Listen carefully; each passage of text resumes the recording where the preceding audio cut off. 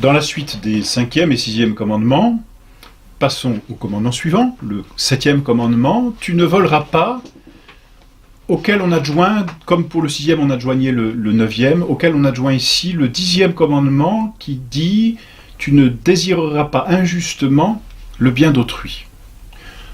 C'est le même parallèle qu'avec le 6e commandement et le 9e commandement. Le 7e commandement défend les actes, tu ne voleras pas. Le 10e commandement défend les pensées et les désirs. Donc, péchés extérieurs, péchés intérieurs. N'oublions pas, le péché est dans la volonté. Donc, on peut être de marbre, on peut ne rien montrer extérieurement et pécher intérieurement parce qu'on désire, parce qu'on veut le mal, parce que, il se passe dans l'âme quantité de choses qui sont désordonnées. Le 7e commandement fait suite aux deux précédents.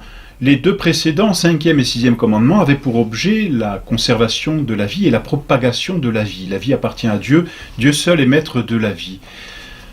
La vie, bien sûr, doit se comprendre dans toute sa plénitude, c'est-à-dire pas simplement donner la vie, mais pouvoir permettre l'épanouissement d'une vie. L'épanouissement de la vie, c'est la vertu. La vertu, c'est la capacité de se mouvoir par soi-même dans le bien. Voilà. Et la vie vertueuse s'acquiert en société. L'homme, par nature, est un animal politique parce qu'il naît sur cette terre sans aucune perfection, sinon son être humain. De dignité humaine, il n'en a pas encore. La seule dignité humaine que peut avoir un homme, c'est à la fin de sa vie, quand il a obtenu la capacité d'agir selon la vertu. Là, il a donné à son humanité toute sa dignité d'homme. Sa dignité d'homme, c'est-à-dire cette capacité d'agir pleinement comme homme avec intelligence et volonté, dans le vrai et dans le bien. Pour que la vie puisse se développer, pour qu'elle puisse justement s'épanouir et s'épanouir en société d'une façon harmonieuse et vertueuse, la nature, parce que c'est un droit naturel, la nature a pourvu l'homme d'un certain droit, on peut bien dire, oui, de propriété privée. Et justement, cette propriété privée permet à l'homme de jouir de biens personnels et de pouvoir ainsi s'épanouir. Car pour pratiquer la vertu, il faut un minimum de biens. Saint Thomas d'Aquin l'enseigne. Il faut un minimum de richesse, de confort, c'est comme cela que l'on dirait aujourd'hui, un minimum de biens matériels, voilà, tout simplement, pour pouvoir se mouvoir dans le bien. L'extrême misère, malheureusement, n'entraîne pas la vertu, malheureusement, et bien, je dirais même au contraire. Donc la propriété est quelque chose de naturel, tout à fait. Elle est naturelle à l'épanouissement de l'homme. Voler ou désirer enlever à son prochain ce qui lui appartient, c'est vouloir l'empêcher de pratiquer la vertu. Au fond, c'est un résumé, vous voyez, c'est un raccourci, mais ça reviendrait à ça. La raison de ce 7e commandement se trouve ici.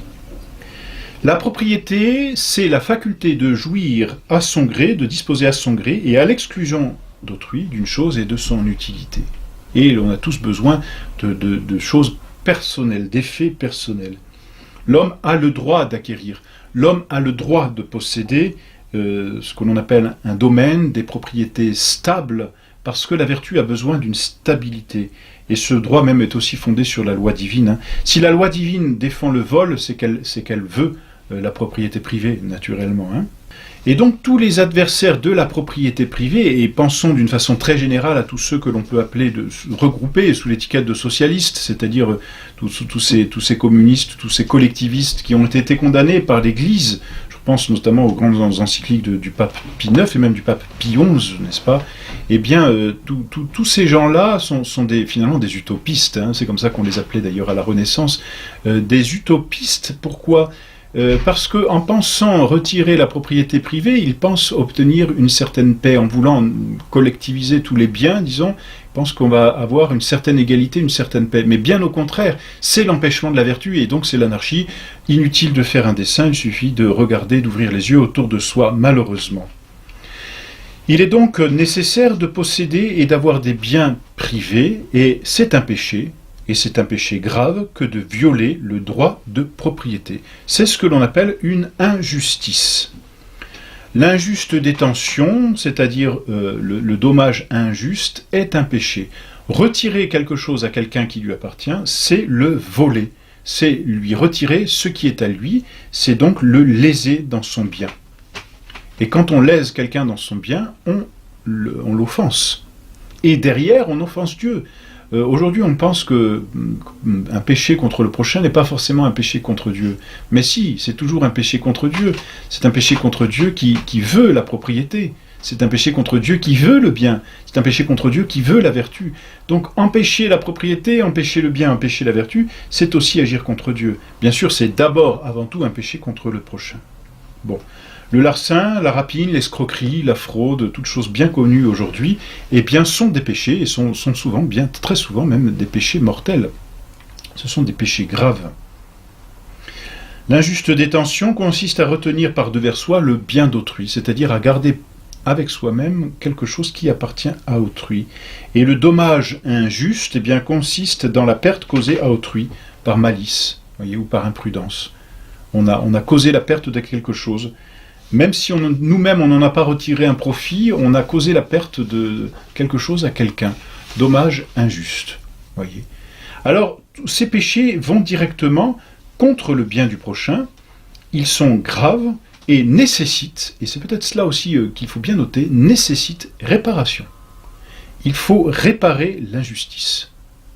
Il ne suffit pas de dire j'ai été injuste, il ne suffit pas d'aller se confesser de vol, de toujours posséder quelque chose qu'on nous a prêté, de ne pas le rendre, qui est une forme de vol aussi.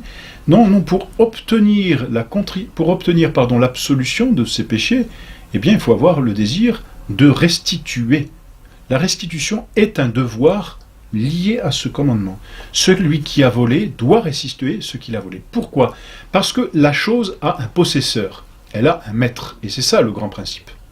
La chose a un maître. C'est-à-dire qu'une chose que je vole, si un enfant vole à son camarade un stylo, eh bien il a changé le dominium de ce stylo, la possession. Ce stylo qui était la possession de son camarade devient sa possession, et ça c'est injuste. Et donc l'enfant peut être contrit, l'enfant peut s'accuser en confession et dire j'ai volé un stylo. Sa véritable contrition n'apparaîtra que quand il aura le sincère désir de restituer la chose à son camarade. Pourquoi ? Parce qu'elle appartient au camarade. Je ne peux pas dire cette chose m'appartient parce qu'elle est avec moi. Non. Il faut, pour qu'elle nous appartienne, l'acquérir justement. Ce qui est acquis injustement n'est pas acquis, mais reste la possession de celui à qui on l'a enlevé. Voilà pourquoi ce 7e commandement, eh bien, nécessite de restituer. Il y a plusieurs façons de mal acquérir. Un contrat mal passé ou un contrat dans lequel on a lésé volontairement une personne, c'est un mauvais contrat, rescindable. Et il y a là encore vol. Donc c'est un commandement très, très large, n'est-ce pas, et très, qui s'étend à de nombreuses choses, des biens meubles, des biens immeubles, Mais ce commandement, finalement, a pour fin de protéger la propriété d'autrui, d'assurer une certaine paix dans la vie sociale, et par cette paix, de promouvoir la vertu, c'est-à-dire de se mouvoir dans le bien. La paix, l'unité, la vertu, ce sont les apanages d'une véritable société, c'est-à-dire c'est le bien commun même de la société. Il faut donc réparer l'injustice, mais s'il n'y a pas eu vol à proprement parler, il peut y avoir quand même péché. Comme nous l'avons vu dans le commandement précédent, le 10e commandement ici interdit de désirer voler. Le seul fait de désirer le bien d'autrui, avec ce désir vraiment de le prendre si on le pouvait, est déjà un péché. Et peut-être un péché grave. Parce qu'il ne refuse à l'autre le droit juste de la propriété. Bien sûr, tant que ce désir n'a pas été mis en œuvre, n'est-ce pas, eh bien, il n'y a pas de restitution.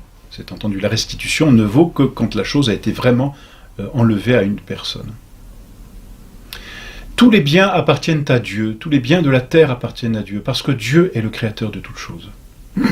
Et c'est Dieu qui a décidé que des choses appartiendraient à certaines ou à d'autres personnes. Le droit de propriété vient directement, on peut dire, de Dieu lui-même. Hein. Et les choses appartiennent à Dieu. C'est pourquoi Dieu, lui, a tout pouvoir sur les biens. Il peut retirer ou donner comme il le veut. Ça n'est pas injuste. C'est Dieu le maître de toutes choses. C'est le bon Dieu qui en est le législateur. On voit bien l'histoire de Job qui avait de grandes richesses et le bon Dieu, en une journée, a permis qu'il perdît tout. Et Job a dit, Dieu m'a tout donné, et que sa volonté soit faite. Voilà. Dieu est le maître de toutes choses. Lorsque, dans l'Ancien Testament, le bon Dieu a délivré le peuple hébreu d'Égypte, parce qu'ils étaient en servitude, le bon Dieu leur a demandé de prendre tout ce qu'il y avait de précieux chez les Égyptiens. On dira, les Hébreux ont volé. Ben non, les Hébreux n'ont pas volé. Non, ils ont obéi à l'ordre de Dieu, tout appartient à Dieu. Et Dieu en avait décidé ainsi. Bon. Mais par contre, personne ne peut se prévaloir de la volonté de Dieu pour voler, n'est-ce pas? Bon, mais toute chose appartient à Dieu, et c'est cela qu'il est important. Et voilà pourquoi d'ailleurs, même dans l'extrême nécessité, une personne pourrait voler, entre guillemets, c'est-à-dire prendre ce qui est absolument nécessaire. Une personne qui n'aurait absolument pas de quoi se nourrir. Donc une personne qui serait dans la misère totale parce que c'est un temps de famine, parce que aujourd'hui c'est beaucoup plus difficile à envisager, hein. Mais à certaines époques de l'histoire c'était plus facile à envisager. Celui-ci pourrait prendre ce qui lui est strictement nécessaire pour se nourrir, c'est-à-dire pour entretenir sa vie. Et tout est là, hein. C'est toujours pour la vie et le bien vivre, c'est-à-dire la vertu, maintenir sa vie et être vertueux. Donc un homme pourrait justement prendre ce qui lui est nécessaire, à condition de ne pas mettre une autre personne dans la stricte nécessité aussi. Donc voilà, ces commandements, toujours bien comprendre, ils sont ordonnés à la vie et au bien vivre, c'est-à-dire à la vertu.